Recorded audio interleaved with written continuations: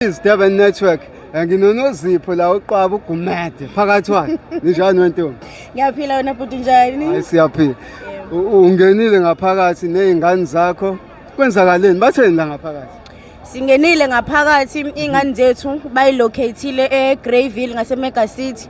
So kuyaphoqa futhi ukuthi siphinde sibakhiphele i-transport njengoba oyedwa wabo efunda eClayton Primary. So manje ngeke ngikhona ukuthi ngiphinde ngikhiphe i-transport yengane zethu. Yes. Imake esifuna ukucaciseleka la bathi bona isikhala sengane sikhona kodwa siseGreyville hayi la.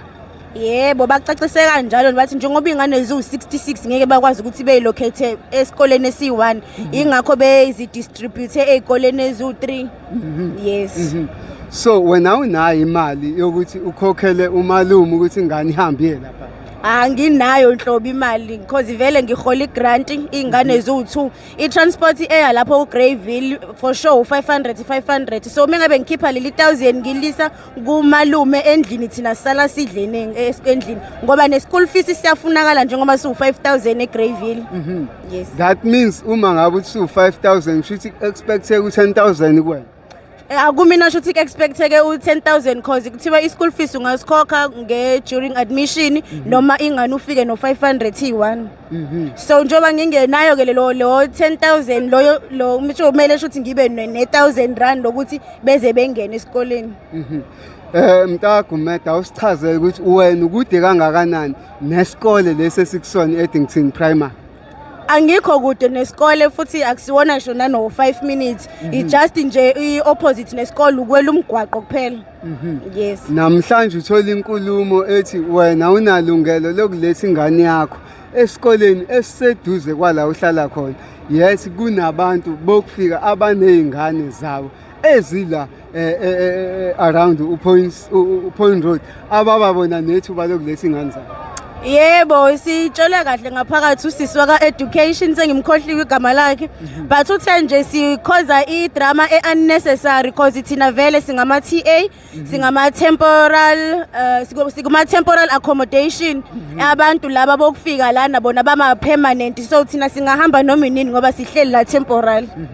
Ngokokwazi kwakho noma nami ngokokwazi kwami masokhumbula sobabili umuntu osuke eqashile it's either une-lease ya1 year kushuthi angashintsha lowo muntu ahambe mhlawumbe ayohlala eClaywood uyi-permanent kanjani ngoba iningi lalabantu abashiwoyo abanezingane zala abokufika baqashile iningi labo. That means banama-lease mhlawumbe o1 year 2 year ba-permanent kanjani labo bantu? Nama ngazi ukuthi ba-permanent kanjani because kuwo wonke lama flat akekho umuntu ozothi yena u-own iflat lonke lakhe naye njengobe lana uqashile ngahamba noma inini and okwesi kakhulu akusibona abalana eSouth Africa engavuka nje kusasa ahambe yezweni lakhe isikhala leso sobe sesila eDington sobe seshiyelwe bani-ke mengase kuthiwa ngakusasa bayavuka njengoba kuthiwa zingezingane sase ngoba nakusasa sizobe sisakhona lana uma ngabe umuntu edecide ukuthi yena uyavuka uthatha imithwalo yakhe uphindela kwi-country yakhe le energy le abalwa ngayo la bethi izwe labo abalwe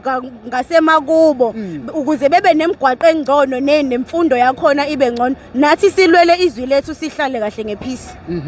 Ithini into enjengamanje Qwabe ithi nizola kuze kwenzeke lento eniyifunayo noma nizomukela lokho enitshelwa kona?